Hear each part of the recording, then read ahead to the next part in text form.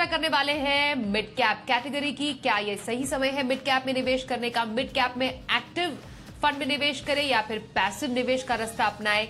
ये कुछ ऐसे सवाल है जिसका जवाब आज हम तलाशेंगे। अपनी इस खास पेशकश में दो खास मेहमान हैं, उनसे चर्चा की शुरुआत करेंगे। सबसे पहले परिचय करा दें, Prableen Bajpai founder Finfix research हमारे साथ है और Kshitij Mahajan managing partner complete circle wealth solutions. Kshitij और प्रबलीन, आप दोनों का स्वागत करते हैं हम आज के इस शो में। और जैसा मैंने शुरुआत में बोला, बाजार के इस माहौल में, क्योंकि जब भी हम किसी निवेश की बात करते हैं तो बाजार का मूड और माहौल देखना बेहद ही जरूरी है। तो क्षितिज, अगर मैं आपसे शुरुआत करूं, पहले अभी बाजार जैसे दिख रहे हैं, मिड कैप में निवेश करें? स्वाति, धन्यवाद and hello to Prabhleen also.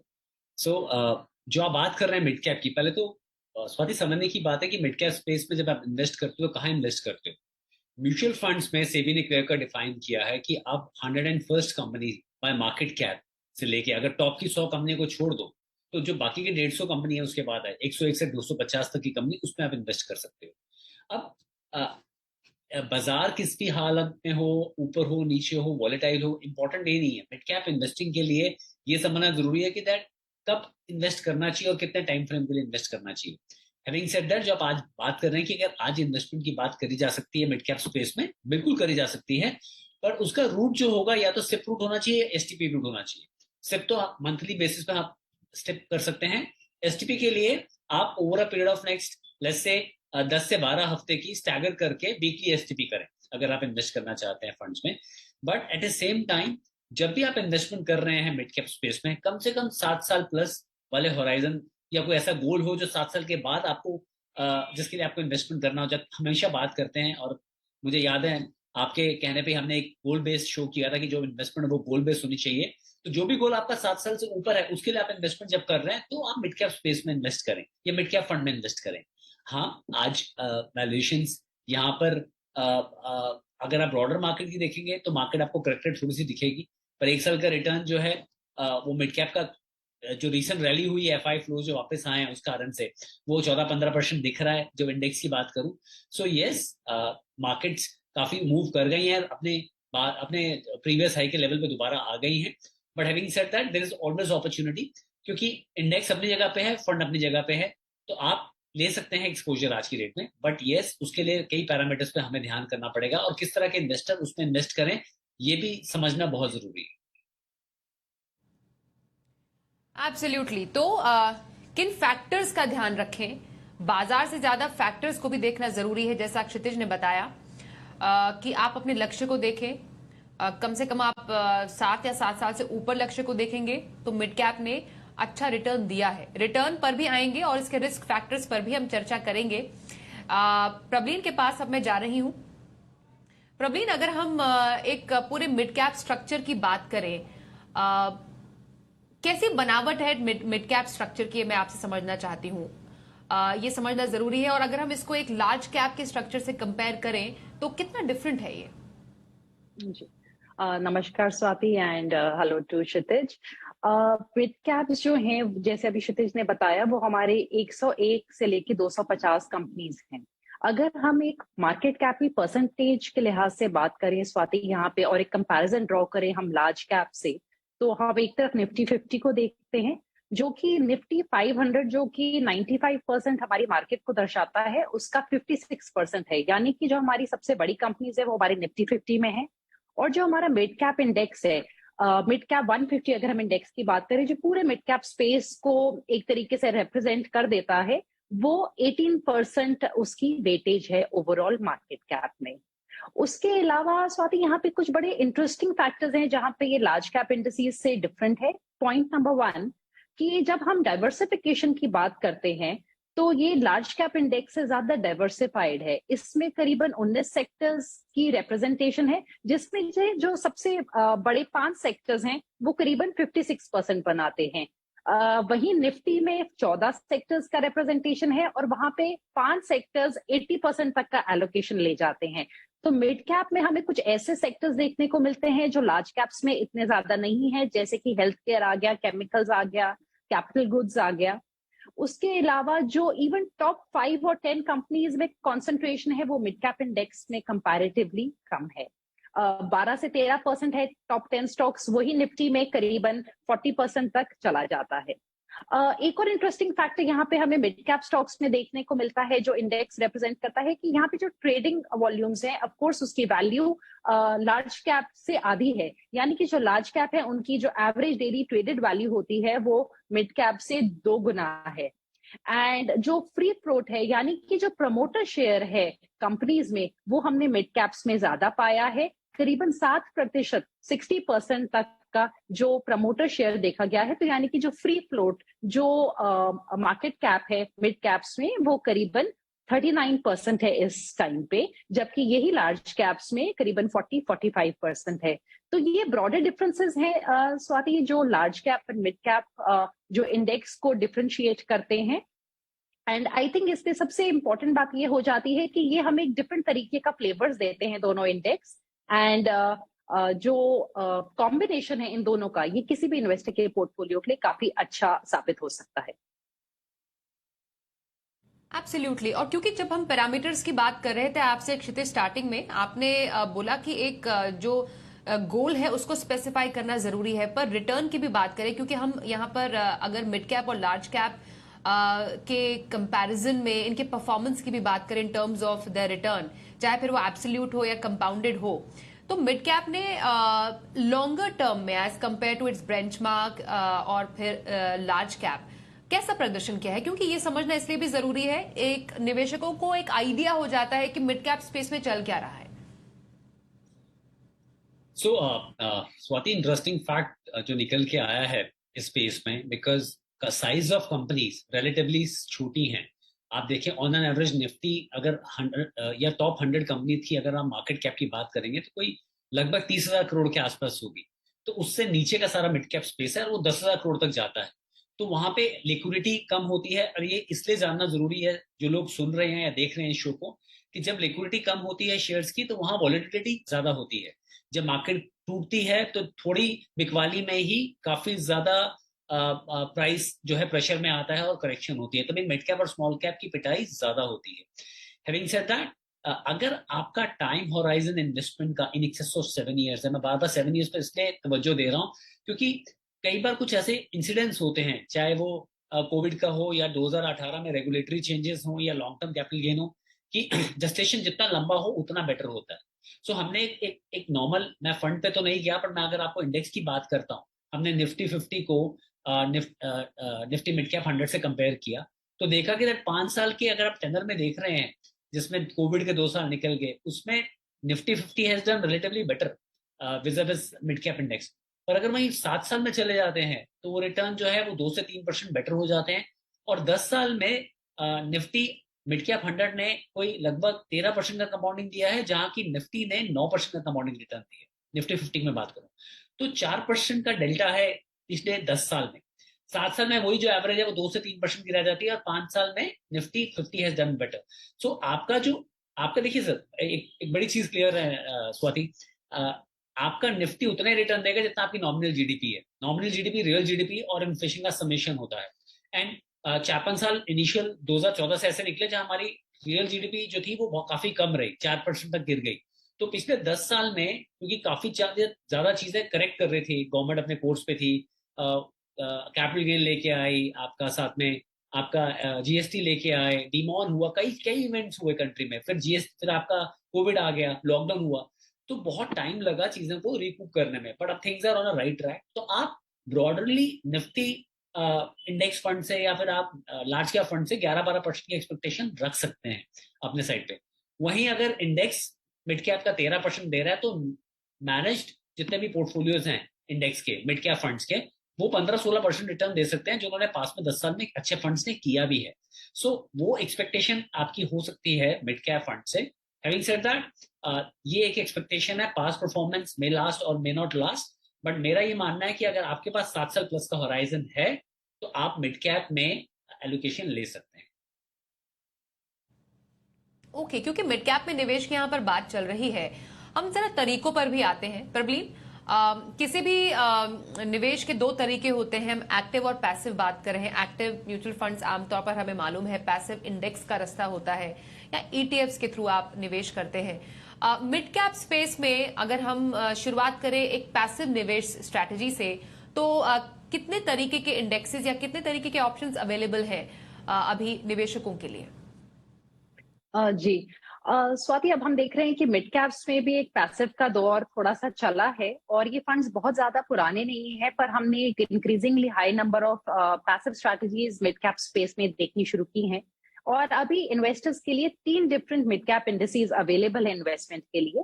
पहला है निफ्टी का मिड कैप 150 इंडेक्स, जो कि 101 से लेके 250 तक की पूरी कंपनीज का मार्केट कैप के बेसिस पे रिप्रेजेंटेशन करता है। ये एक सिंपल स्ट्रैटेजी हो गई जहां निवेशक अपना पैसा डाल सकते हैं और उनको मिड कैप की बेहतरीन कंपनीज का एक्सपोजर मिलेगा।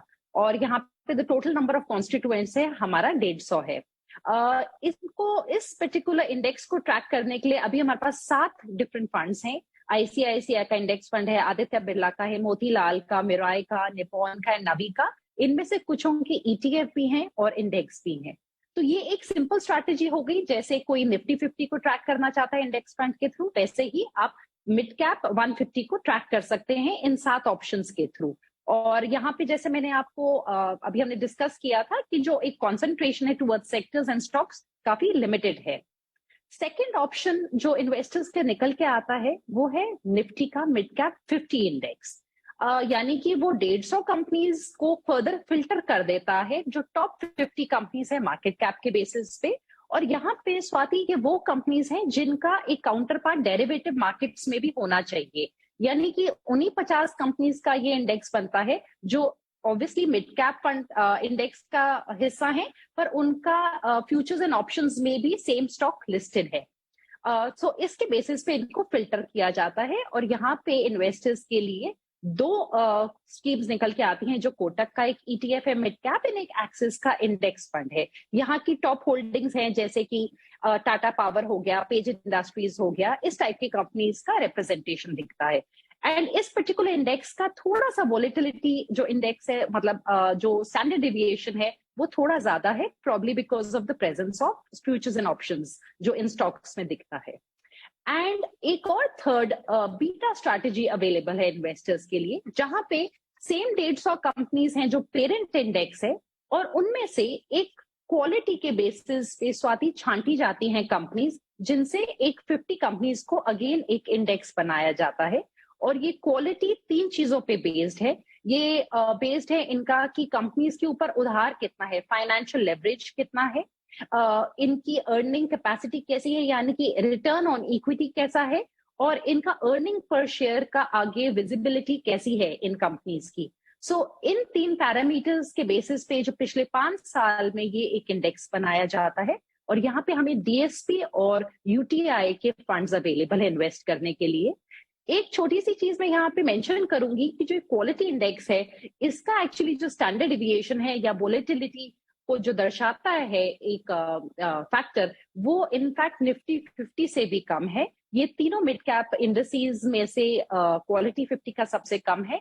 और 5 साल के बेसिस पे बाकी 2 इंडस्ट्रीज का 150 का जो है वो निफ्टी के बराबर हो जाता है स्वाति, एंड जो मिड कैप 50 का है वो थोड़ा हायर है, जैसे मैंने आपको अभी बताया। बट ऑन 1 ईयर बेसिस सारों में वोलेटिलिटी ज्यादा दिखती है, 5 साल में इनकी वोलेटिलिटी का रिड्यूस हो जाता है फैक्टर।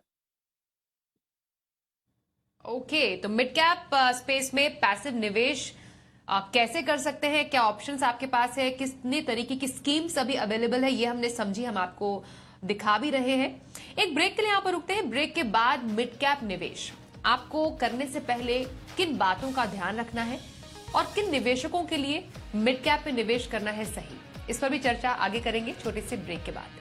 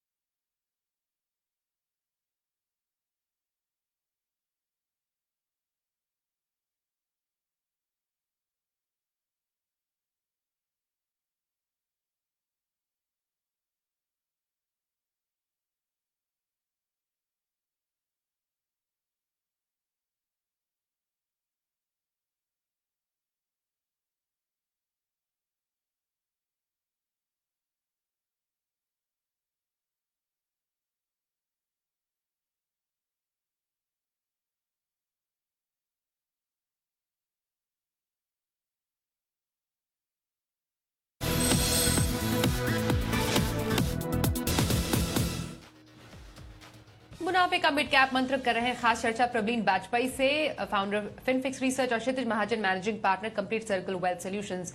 क्षितिज, हर एक निवेश के अपने एक अपसाइड्स होते हैं और डाउनसाइड्स भी होते हैं। मिड कैप में जोखिम क्या है? सबसे बड़ा जोखिम ये है कि यहाँ पे ना लोग परफॉर्मेंस देख के काफी अट्रैक्ट होते हैं इसकी तरफ। उनको लगता है कि नॉर्मल फंड्स में जहाँ 12, 14, 15% मिल रहा है, मिड कैप में कोई कोई साल ऐसा आता है जहाँ पे जर्नी आपको 30, 35, 40% परफॉर्मेंस दिखा देती है। एंड वो देख के जो लोग इन्वेस्ट कर रहे हैं, मेरा रिक्वेस्ट उन लोगों को यही है कि वो वन ऑफ द ईयर होगा जहाँ पे परफॉर्मेंस इतनी अच्छी होगी। ऑन एन एवरेज, स्वाति, मैं इसको अगर डिटेल में बताऊं तो आप एक लार्ज कैप फंड से 11 से 12% एक्सपेक्ट कर सकते हैं। एक मल्टी कैप फंड से आप 13 से 14% एक्सपेक्ट कर सकते हैं। एक बैफ से आप 8 से 9% कर सकते हैं। एक मिड कैप से आप 15 से 16% एक्सपेक्ट कर सकते हैं। स्मॉल कैप से मान लीजिए 16 से 17%। पर इसके लिए टाइम फ्रेम बहुत इंपॉर्टेंट है। जब आप टाइम देते हैं इन्वेस्टमेंट को, कंपाउंडिंग में क्या हम लोग आर पे फोकस ज्यादा करते हैं, पर अगर आप टाइम देते हैं अपनी इन्वेस्टमेंट को तो वो आर भी ज्यादा मैग्नीफाई हो जाता है आपका। सबसे बड़ा जोखिम ये है कि जब मार्केट करेक्ट होती है किसी भी कारणवश, चाहे वो कोरोना हो या जीएसटी हो या कोविड हो या कुछ भी प्रॉब्लम हो, उसमें मिड कैप और स्मॉल कैप की पिटाई ज्यादा होती है। उसके लिए मैंने रीजन पहले भी बताया कि लिक्विडिटी कम होती है और फ्री फ्लोट स्टॉक्स का कम होता है। जब बिकवाली होती है तो पिटाई ज्यादा होती है। दूसरा सबसे बड़ा इशू जो आता है मिड कैप इन्वेस्टिंग को लेके, जब आप शॉर्ट टर्म के लिए मिड कैप फंड्स में इन्वेस्ट करते हैं तो वहां पे कई बार जस्टेशन जो है वो लंबा हो जाता है कि आपको एग्जैक्टली आप कम टाइम के लिए आए हैं पर फंड आपसे ज्यादा टाइम मांग रहा है। तीसरा, लार्ज कैप जितने भी मिड कैप फंड्स हैं वहां पे बड़ी एलोकेशन अच्छे स्टॉक में लेना मुश्किल हो जाता है। बिकॉज लेट्स से कोई फंड 20,000-25,000 करोड़ का है, वहां पे अगर आपको 5% एलोकेशन लेना है तो वो आपको इटसेल्फ 1,000-1,200 करोड़ का एलोकेशन लेना पड़ेगा। तो वहां पे थोड़ी परफॉर्मेंस डिप होती है। तो वो एक फैक्टर है जो मिड कैप इन्वेस्टिंग को लेके one should be worry about. और चौथा जो की रीजन एक ये है कि दैट मिड कैप पोर्टफोलियोज जितने भी आपके कार्व्ड आउट हैं आज की डेट में, वो ऑलरेडी क्लाइंट के पास एक्सपोजर जो है वो बाकी फंड्स के थ्रू भी आ रहा होता है। जब आप थोड़ा हैवी हो जाते हैं मिड कैप पे और आपका टाइम होराइजन कॉम्प्लीमेंट नहीं कर रहा होता है आपको, तो वहां पर कहीं ना कहीं बैकफायर करता है आपको। तो ये 3-4 ब्रॉडर प्रिकॉशंस हैं जो मैं मानता हूँ लोगों को लेना चाहिए, और सिर्फ रिटर्न को फॉलो नहीं करना चाहिए, स्टैगर वे में इन्वेस्टमेंट करना चाहिए। ओके। और प्रबलीन, अगर हम एक्टिव फंड्स की बात करें मिड कैप स्पेस में, अभी कुछ 27 एक्टिव म्यूचुअल फंड है मिड कैप स्पेस में। कैसा है उनका परफॉर्मेंस? मिड कैप्स अगर हम देखें स्वाति, तो इन 27 फंड्स ने अच्छा परफॉर्मेंस दिया है ओवरऑल। पर एक चीज जो काफी ज्यादा एक परफॉर्मेंस के नजरिए से निकल के आती है वो ये है कि जो इनमें से कुछ फंड्स बहुत अच्छा परफॉर्म करते हैं और कुछ काफी खराब। तो जो डाइवर्जेंस है, जो डिफरेंस है in best and worst returns, वो काफी हाई है। अगर हम 7 साल के बेसिस पे देखें तो जो बेस्ट परफॉर्मर है उसने करीबन 19% के रिटर्न दिए हैं और वर्स्ट परफॉर्मर ने 12%, यानी कि about their is a difference of 5%, 7% sorry. उसी लिहाज से अगर 5 साल में देखें तो करीबन 21% का बेस्ट परफॉर्मर है और 10% का वर्स्ट परफॉर्मर। यानी कि जब आप एक्टिव फंड्स का चुनाव कर रहे हैं तो यहाँ सिलेक्शन बहुत ज्यादा इंपॉर्टेंट हो जाती है कि सिर्फ कम टाइम के परफॉर्मेंस को देख के ना चलें। एक लॉन्ग टर्म परफॉर्मेंस, एक ऐसा फंड चुने जिसने डाउन मार्केट्स डेफिनेटली देखी हो, डाउन साइड देखा हो मार्केट्स का, एंड रोलिंग रिटर्न्स के हिसाब से चलें। बिकॉज ये जो डिफरेंस है ये एक बहुत बड़ा इम्पैक्ट ला सकता है इन्वेस्टर्स के रिटर्न्स में एंड पोर्टफोलियो रिटर्न्स में। और एक और जो बात यहाँ पे काफी इंटरेस्टिंग निकल के आ रही है वो ये है कि अगर हम 5 साल, 7 साल, 3 साल के किसी भी डिफरेंट टाइम पीरियड में रिटर्न्स को ट्रैक करें तो स्वाति, जो आउट परफॉर्मर्स हैं जिन्होंने इंडेक्स को बीट किया है वो भी कम है। 7 साल के बेसिस पे अगर हम देखें तब 19 फंड्स हैं जो क्वालिफाई करते हैं, जिनका उतना ट्रैक रिकॉर्ड है। सिर्फ 7 ने जो इंडेक्स रिटर्न्स हैं उनको बीट किया है। यानी कि एक कंसिस्टेंसी ऑफ फंड बहुत इंपॉर्टेंट है and consistency in beating the index वो भी बहुत ज्यादा इंपॉर्टेंट फैक्टर है जो निकल के आता है। बट जो ऑफ कोर्स यहाँ पे कुछ बेहतरीन फंड्स हैं उन्होंने बहुत अच्छी और शानदार परफॉर्मेंस दी है। एब्सोल्युटली। और क्षितिज, जब हम एक पोर्टफोलियो सूटेबिलिटी की बात करते हैं किसी भी कैटेगरी की, एक निवेशक हमारे माइंड में होता है कि हाँ, ये निवेशक के रिस्क प्रोफाइल के हिसाब से ये एक पोर्टफोलियो हम डिजाइन कर सकते हैं। तो कोई एक मुझे एक पोर्टफोलियो एक डिजाइन बताइए जिसमें मिड कैप स्ट्रैटेजी या मिड कैप फंड सही बैठता हो। कैसा वो पोर्टफोलियो होगा, कैसा वो निवेशक होगा और वो निवेश कैसा होगा? तो पहले बात करते हैं निवेशक, उसके रिस्क एपेटाइट की बात करते हैं। तो ये मॉडरेट और लो रिस्क जो प्रोफाइल्स हैं ये उनके लिए नहीं है मिड कैप एलोकेशन। क्योंकि स्वाति, जब आप एक लार्ज कैप फंड लेते हो या फिर आप मल्टी कैप लेते हो या फ्लेक्सी कैप लेते हो, उसके थ्रू भी आपको मिड कैप एलोकेशन मिल जाता है।